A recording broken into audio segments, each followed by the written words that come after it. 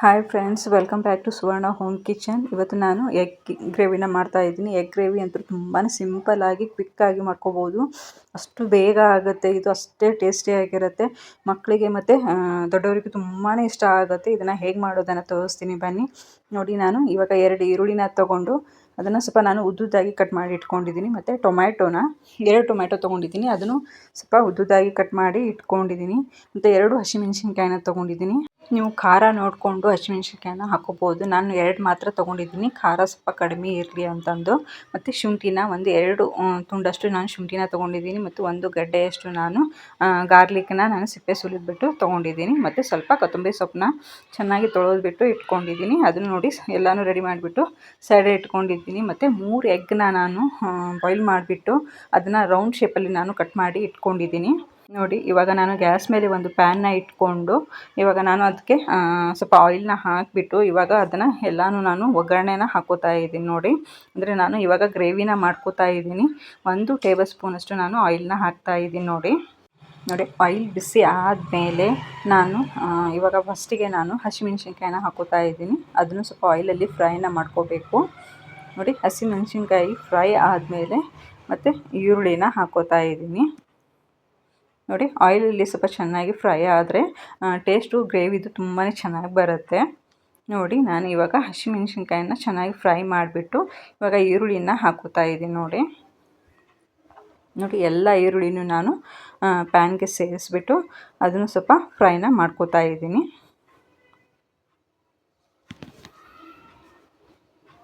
ನೋಡಿ, ಆಯಿಲಲ್ಲಿ ತುಂಬಾ ಚೆನ್ನಾಗಿ ಫ್ರೈ ಆಗಬೇಕು. ನಾವು ಮೊದಲೇ ಫ್ರೈ ಮಾಡಿಬಿಟ್ಟು ಮಿಕ್ಸಿ ಮಾಡಿಕೊಂಡ್ರೆ, ಪೇಸ್ಟ್ ಮಾಡಿಕೊಂಡ್ರೆ ನಾವು ಗ್ರೇವಿ ಮಾಡುವಾಗ ಬೇಗನೆ ಆಗುತ್ತೆ. ಅದಕ್ಕೋಸ್ಕರ ನಾನು ಫ್ರೈ ಮಾಡಿಬಿಟ್ಟು ಆಮೇಲೆ ಮಿಕ್ಸಿಗೆ ಹಾಕ್ಕೊಂಡು ಪೇಸ್ಟ್ ಮಾಡ್ಕೋತಾ ಇದ್ದೀನಿ. ನೋಡಿ, ಇವಾಗ ನಾನು ಬೆಳ್ಳುಳ್ಳಿನ ಹಾಕ್ಕೊಂಡಿದ್ದೀನಿ. 1 ಚಿಕ್ಕ ಗಡ್ಡೆಯಷ್ಟು ಬೆಳ್ಳುಳ್ಳಿನ ನಾನು ಸುಲಿದ್ಬಿಟ್ಟು ಹಾಕ್ಕೊಂಡಿದ್ದೀನಿ. ನಾವು ಎಷ್ಟು ಎಗ್ ತೊಗೋತೀವಲ್ಲ, ಎಷ್ಟು ನಾವು ಗ್ರೇವಿ ಮಾಡಬೇಕು, ಮನೇಲಿ ಎಷ್ಟು ಜನ ಇರ್ತಾರಲ್ಲ ಅಷ್ಟು ನೀವು ಕ್ವಾಂಟಿಟಿ ಜಾಸ್ತಿನೇ ಮಾಡಬೇಕಾಗತ್ತೆ. ನಾನು 3 ಎಗ್ಗೆ ನಾನು ಇಷ್ಟು ಈರುಳ್ಳಿ ಮತ್ತು ಟೊಮ್ಯಾಟೋನ ತೊಗೊಂಡಿರೋದು. ನೋಡಿ, ಸ್ವಲ್ಪ ಬೇಗ ಫ್ರೈ ಆಗಲಿ ಅಂತಂದು ನಾನು ಇವಾಗ ಸ್ವಲ್ಪ 1 ಸ್ಪೂನಷ್ಟು ನಾನು ಸಾಲ್ಟನ್ನ ಹಾಕಿಬಿಟ್ಟು ಫ್ರೈನ ಮಾಡ್ಕೋತಾ ಇದ್ದೀನಿ.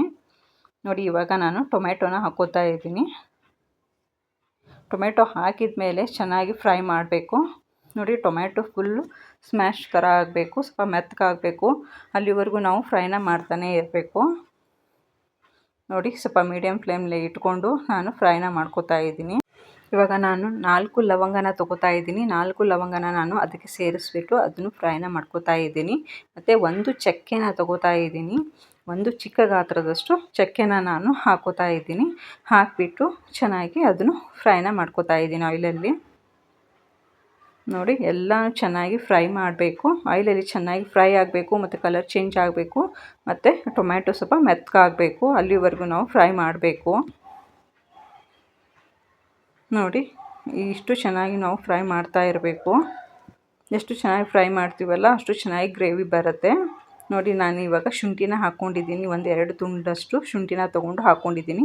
ಸ್ಟಾರ್ಟಿಂಗ್ಗೆ ನೀವು ಶುಂಠಿನ ಹಾಕ್ಲಿಕ್ಕೆ ಹೋಗಬೇಡಿ. ಎಲ್ಲ ಸ್ವಲ್ಪ ಫ್ರೈ ಆದಮೇಲೆ ಅರ್ಧದಷ್ಟು ಫ್ರೈ ಆಗುತ್ತಲ್ಲ ಆವಾಗ ಶುಂಠಿನ ಹಾಕ್ಕೊಂಡು ಫ್ರೈನ ಮಾಡಿ. ನೋಡಿ, ಚೆನ್ನಾಗಿ ಫ್ರೈ ಆಗ್ತಾ ಇದೆ ಇವಾಗ.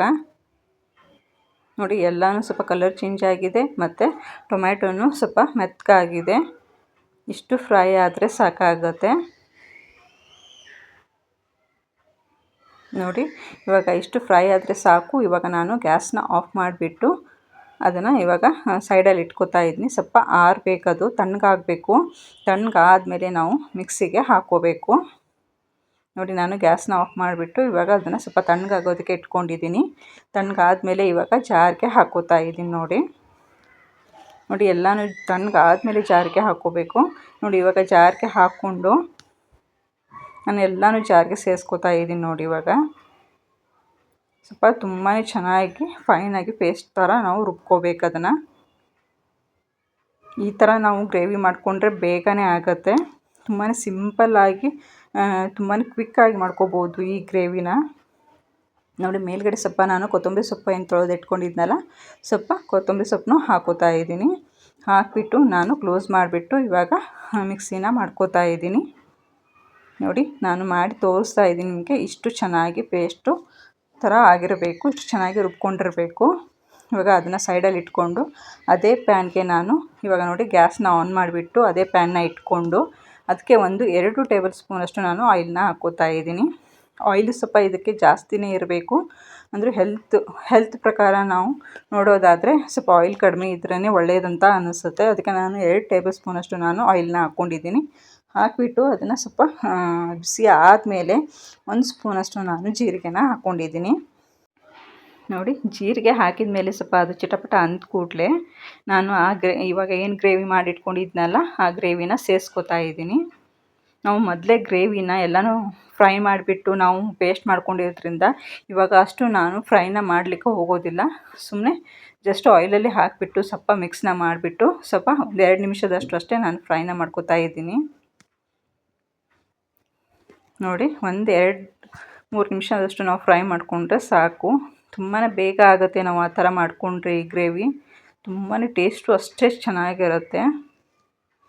ನೋಡಿ ಸ್ವಲ್ಪ ಆಯಿಲು ಸಪ್ರೇಟ್ ಆಗ್ತಾ ಇದೆ, ನೀವೇ ನೋಡ್ತಾ ಇರ್ಬೋದು. ಸ್ವಲ್ಪ ಆಯಿಲ್ ಬೇಗನೆ ಸಪ್ರೇಟ್ ಆಗುತ್ತೆ ನಾವು ಮೊದಲೇ ಫ್ರೈ ಮಾಡಿದ್ರಿಂದ. ಇವಾಗ ನೋಡಿ ಆಯಿಲ್ ಸಪ್ರೇಟ್ ಆಗ್ತಾ ಇದೆ. ಇಷ್ಟು ಫ್ರೈ ಮಾಡಿದ್ರೆ ಸಾಕು. ಈ ಎಗ್ ಗ್ರೇವಿ ಅಂತೂ ಮಕ್ಕಳಿಗಂತೂ ತುಂಬಾ ಇಷ್ಟ ಆಗುತ್ತೆ, ದೊಡ್ಡವರಿಗಂತೂ ತುಂಬ ಇಷ್ಟ ಆಗುತ್ತೆ. 2 ಚಪಾತಿ ತಿನ್ನೋ ಬದಲು 4-5 ಚಪಾತಿ ತಿಂತಾರೆ, ಅಷ್ಟು ಟೇಸ್ಟಿಯಾಗಿರುತ್ತೆ. ಇದನ್ನು ಒಂದ್ಸತಿ ಟ್ರೈ ಮಾಡಿ ನೋಡಿ. ಇವಾಗ ನಾನು ಅದು ಆಯಿಲೆಲ್ಲ ಸಪ್ರೇಟ್ ಆಗಿದೆಯಲ್ಲ, ಇವಾಗ ನಾನು 1 ಸ್ಪೂನಷ್ಟು ನಾನು ರೆಡ್ ಚಿಲ್ಲಿ ಪೌಡ್ರನ್ನ ಹಾಕ್ಕೋತಾ ಇದ್ದೀನಿ. ನೋಡಿ ಖಾರಕ್ಕೆ ಎಷ್ಟು ಬೇಕೋ ನೋಡಿಕೊಂಡು ನೀವು ರೆಡ್ ಚಿಲ್ಲಿ ಪೌಡ್ರನ್ನ ಹಾಕ್ಕೋಬೋದು. ಇವಾಗ ನಾನು 1 ಸ್ಪೂನಷ್ಟು ನಾನು ಕೊರಿಯಾಂಡರ್ ಪೌಡ್ರನ್ನ ಹಾಕ್ಕೋತಾ ಇದ್ದೀನಿ. ಹಾಕಿಬಿಟ್ಟು ನಾನು ಚೆನ್ನಾಗಿ ಮಿಕ್ಸ್ನ ಮಾಡ್ಕೋತಾ ಇದ್ದೀನಿ. ನೋಡಿ ಚೆನ್ನಾಗಿ ಆಯಿಲಲ್ಲಿ ಮತ್ತು ಗ್ರೇವಿಯಲ್ಲಿ ಕೂಡ್ಕೋಬೇಕು, ಚೆನ್ನಾಗಿ ಫ್ರೈನ ಮಾಡಬೇಕು ನಾವು. ನೋಡಿ ಎಲ್ಲನೂ ನಾನು ಚೆನ್ನಾಗಿ ಮಿಕ್ಸ್ನ ಮಾಡಿಬಿಟ್ಟು ಸ್ವಲ್ಪ ಫ್ರೈನ ಮಾಡ್ತಾಯಿದ್ದೀನಿ. ತುಂಬಾ ಚೆನ್ನಾಗಾಗುತ್ತೆ, ತುಂಬಾ ಕಲರು ಚೆನ್ನಾಗಾಗುತ್ತೆ ಇದು ಗ್ರೇವಿದು. ನೋಡಿ ಎಲ್ಲನೂ ಚೆನ್ನಾಗಿ ನಾನು ಮಿಕ್ಸ್ ಮಾಡಿಬಿಟ್ಟು ಇವಾಗ ಫ್ರೈನು ಮಾಡಿಬಿಟ್ಟು ಇವಾಗ ಇಷ್ಟಾದರೆ ಸಾಕಾಗುತ್ತೆ. ನೋಡಿ ಆಯಿಲು ಸಪ್ರೇಟು ಮೇಲ್ಗಡೆ ಬರ್ತಾ ಇದೆ, ಸಪ್ರೇಟು ಆಗಿದೆ ಆಯಿಲು. ಇಷ್ಟು ಆದರೆ ಸಾಕಾಗುತ್ತೆ, ಜಾಸ್ತಿ ನಾವು ಫ್ರೈ ಮಾಡೋದೇ ಬೇಕಾಗಿಲ್ಲ. ಇದಕ್ಕೆ ಕಡಿಮೆ ಟೈಮ್ದಲ್ಲಿ ಮಾಡ್ಕೋಬೋದು, ಅಷ್ಟು ಬೇಗ ಆಗುತ್ತೆ ಇದು. ಇವಾಗ ಸ್ವಲ್ಪ ನಾನು ಅದೇ ಜಾರ್ಗೆ ನಾನು ಸ್ವಲ್ಪ ನೀರನ್ನ ಹಾಕ್ಕೊಂಡಿದ್ದೀನಿ. 1/2 ಕಪ್ನಷ್ಟು ಅಷ್ಟೇ ನೀರನ್ನ ಹಾಕ್ಕೊಳ್ಳಿ, ನೀರು ಜಾಸ್ತಿ ಹಾಕ್ಕೊಳ್ಳಿಕ್ಕೆ ಹೋಗಬೇಡಿ. ಗ್ರೇವಿ ಯಾವಾಗಲೂ ಥಿಕ್ಕಾಗಿದ್ರೇ ಚೆನ್ನಾಗಿರುತ್ತೆ ಇದು. ಈಗ ನೋಡಿ ನಾನು 1/2 ಕಪ್ನಷ್ಟು ಮಾತ್ರ ನಾನು ಜಾರ್ಗೆ ಹಾಕಿಬಿಟ್ಟು ಅದನ್ನು ಸ್ವಲ್ಪ ಇದಕ್ಕೆ ಪ್ಯಾನ್ಗೆ ಹಾಕ್ಕೊಂಡು ಮಿಕ್ಸ್ನ ಮಾಡ್ಕೋತಾ ಇದ್ದೀನಿ. ನೋಡಿ ಎಲ್ಲನೂ ಚೆನ್ನಾಗಿ ಮಿಕ್ಸ್ ಮಾಡಿದ್ದೀನಿ ನಾನು. ಮತ್ತು 1 ಸ್ಪೂನಷ್ಟು ಇವಾಗ ಸಾಲ್ಟ್ನ ರುಚಿನ ನೋಡಿಬಿಟ್ಟು ನೀವು ಸಾಲ್ಟ್ನ ಹಾಕ್ಕೊಳ್ಳಿ. ನಾನು 1 ಸ್ಪೂನಷ್ಟು ಸಾಲ್ಟ್ನ ಹಾಕಿಬಿಟ್ಟು ಚೆನ್ನಾಗಿ ಮಿಕ್ಸ್ನ ಮಾಡ್ಕೋತಾ ಇದ್ದೀನಿ. ಮತ್ತು ಚೆನ್ನಾಗಿ ಕುದಿಸ್ಬೇಕು ಇದನ್ನು. ಒಂದು 5 ನಿಮಿಷ ಆದರೂ ನಾವು ಕುದಿಸ್ಕೋಬೇಕು. ಕುದ್ಮೇಲೆ ನಾನು ಇವಾಗ ಏನು ಬಾಯ್ಲ್ ಮಾಡಿ ಕಟ್ ಮಾಡಿ ಇಟ್ಕೊಂಡಿದ್ನಲ್ಲ ಎಗ್ನ, ಅದನ್ನು ಸೇರಿಸ್ತಾ ಇದ್ದೀನಿ. ನೋಡಿ ಎಲ್ಲನೂ ಬಾಯ್ಲ್ಡ್ ಎಗ್ನ ನಾನು ಸೇರಿಸ್ಕೋತಾ ಇದ್ದೀನಿ. ನೀವು ಬೇಕಾದರೆ ಕಟ್ ಮಾಡ್ದೇ ಹಾಗೇ ಹಾಕೋಬೋದು, ಅದು ಚೆನ್ನಾಗಿರುತ್ತೆ. ಈ ಥರ ನೀವು ರೌಂಡ್ ಶೇಪಲ್ಲಿ ಪೀಸ್ ಮಾಡಿ ಹಾಕ್ಕೊಂಡ್ರೆ ಮಕ್ಕಳಿಗೆ ತುಂಬಾ ಇಷ್ಟ ಆಗುತ್ತೆ. ನೋಡಿ ತುಂಬಾ ಚೆನ್ನಾಗಿ ಕುದಿಸ್ಬೇಕಿದನ್ನು, ಒಂದು 5 ನಿಮಿಷ ಆದರೂ ಕುದಿಸ್ಬೇಕು. ಸ್ವಲ್ಪ ಗ್ರೇವಿ ಥಿಕ್ಕಾಗಬೇಕು. ಅಂದರೆ ಸ್ವಲ್ಪ ಕುದಿಸೋದ್ರಿಂದ ಎಗ್ಗಲ್ಲಿ ಅದೆಲ್ಲ ಮಸಾಲ ಸೇರಿಕೊಂಡು ಟೇಸ್ಟು ಇನ್ನೂ ಚೆನ್ನಾಗಿ ಕೊಡುತ್ತೆ ಅಂತ. ನೋಡಿ ಒಂದು 5 ನಿಮಿಷ ಆದರೂ ಕುದಿಸಿದ್ರೆ ತುಂಬಾ ಟೇಸ್ಟ್ ಚೆನ್ನಾಗಿರುತ್ತೆ ಇದು ಎಗ್ ಗ್ರೇವಿದು. ಇದನ್ನು ತುಂಬಾ ಡಿಫ್ರೆಂಟ್ ಆಗಿದೆ, ಇದು ತುಂಬಾ ಟೇಸ್ಟಿಯಾಗಿರುತ್ತೆ. ಒಂದು ಸತಿ ನೀವು ಮನೆಯಲ್ಲಿ ಟ್ರೈ ಮಾಡಿ ನನಗೆ ಕಮೆಂಟ್ ಮಾಡಿ ಹೇಳಿ. ತುಂಬಾ ಚೆನ್ನಾಗಿರುತ್ತೆ, ಮಕ್ಕಳಿಗಂತೂ ತುಂಬಾ ಇಷ್ಟಪಟ್ಟು ತಿಂತಾರೆ. ನಾವು ಎಷ್ಟು ಕುದಿಸ್ತೀವಲ್ಲ ಅಷ್ಟು ಗ್ರೇವಿ ಚೆನ್ನಾಗಿ ಬರುತ್ತೆ ಇದು. ಮತ್ತು ಎಗ್ಗು ತುಂಬಾ ಟೇಸ್ಟಿಯಾಗಿರುತ್ತೆ ತಿನ್ನುವಾಗ. ಮಸಾಲೆ ಎಲ್ಲ ಎಗ್ ಜೊತೆ ಸೇರಿಕೊಂಡು ತುಂಬಾ ಟೇಸ್ಟು ಜಾಸ್ತಿ ಕೊಡುತ್ತೆ ತಿನ್ನುವಾಗ. ಅದಕ್ಕೋಸ್ಕರ ಒಂದು 5 ನಿಮಿಷ ಆದರೂ ನಾವು ಕುದಿಸ್ಕೋಬೇಕು. ನೋಡಿ ಎಷ್ಟು ಕುದಿಸ್ತೀವಲ್ಲ ಅಷ್ಟು ಗ್ರೇವಿ ಥಿಕ್ಕಾಗಿ ಬರುತ್ತೆ ಮತ್ತು ಟೇಸ್ಟಿಯಾಗೂ ಇರುತ್ತೆ. ನೋಡಿ ಇವಾಗ 5 ನಿಮಿಷ ಆಗಿದೆ, ಚೆನ್ನಾಗಿ ಕುದಿ ಬಂದಿದೆ ಮತ್ತು ಥಿಕ್ನೂ ಆಗಿದೆ ಇದು ಗ್ರೇವಿ. ಇವಾಗ ಲಾಸ್ಟಲ್ಲಿ ನಾನು ಕೊತ್ತಂಬರಿ ಸೊಪ್ಪನ್ನ ಸ್ವಲ್ಪ ಚಿಕ್ಕದಾಗಿ ಕಟ್ ಮಾಡಿಬಿಟ್ಟು ಅದನ್ನು ಹಾಕೋತಾ ಇದ್ದೀನಿ. ಹಾಕಿಬಿಟ್ಟು ಸ್ವಲ್ಪ ಚೆನ್ನಾಗಿ ಮಿಕ್ಸ್ನ ಮಾಡ್ಕೋತಾ ಇದ್ದೀನಿ. ನೋಡ್ತಾ ಇರ್ಬೋದು ವಿಡಿಯೋದಲ್ಲಿ ಎಷ್ಟು ಚೆನ್ನಾಗಿ ಬಂದಿದೆ, ಅಷ್ಟೇ ಟೇಸ್ಟು ಚೆನ್ನಾಗಿರುತ್ತೆ. ನೀವು ಒಂದು ಸತಿ ಮನೇಲಿ ಟ್ರೈ ಮಾಡಿ ನೀವೇ ಹೇಳ್ತೀರಾ ಅಷ್ಟು ಚೆನ್ನಾಗಿತ್ತು ಅಂತ. ನೀವು ಮಾಡಿದ್ರೇ ಅದರ ಟೇಸ್ಟು ಗೊತ್ತಾಗೋದು, ಮತ್ತು ಮಕ್ಕಳಿಗೂ ಅಷ್ಟು ಇಷ್ಟ ಆಗುತ್ತೆ. ತುಂಬಾ ಕ್ವಿಕ್ಕಾಗಿ ತುಂಬಾ ಬೇಗನೆ ಮಾಡ್ಕೋಬೋದು. ಯಾರಾದರೂ ಗೆಸ್ಟು ಮನೆಗೆ ಬಂದರೆ ಬೇಗನೆ ಮಾಡ್ಕೋಬೋದು, ಅಷ್ಟು ಬೇಗ ಆಗುತ್ತೆ ಇದು. ಮತ್ತು ನಾವು ಈ ಗ್ರೇವಿಯಲ್ಲಿ ಜಾಸ್ತಿ ಮಸಾಲ ಏನು ನಾನು ಯೂಸ್ ಮಾಡಿಲ್ಲ ಅಂದರೂ ಅಷ್ಟು ಟೇಸ್ಟಿಯಾಗಿ ಬರುತ್ತೆ ಇದು ಗ್ರೇವಿ, ಅಷ್ಟು ಚೆನ್ನಾಗಿರುತ್ತೆ.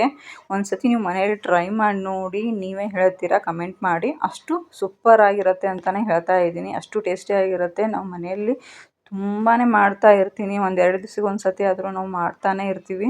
ಅಷ್ಟು ಚೆನ್ನಾಗಿರುತ್ತೆ ಇದು ಗ್ರೇವಿ, ಅಷ್ಟು ಸೂಪರಾಗಿರುತ್ತೆ ಅಂತಲೇ ಹೇಳ್ತಾ ಇದ್ದೀನಿ. ಒಂದು ಸತಿ ಟ್ರೈ ಮಾಡಿ, ನಿಮಗೆ ಗೊತ್ತಾಗುತ್ತೆ.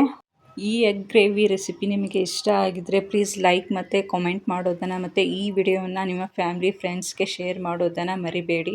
ಮತ್ತು ನನ್ನ ಎಲ್ಲ ವಿಡಿಯೋಸ್ನೂ ನೋಡಿ ಪ್ಲೀಸ್ ಸಪೋರ್ಟ್ ಮಾಡಿ ಅಂತ ಕೇಳ್ಕೊತಾ ಇದ್ದೀನಿ. Thank you friends.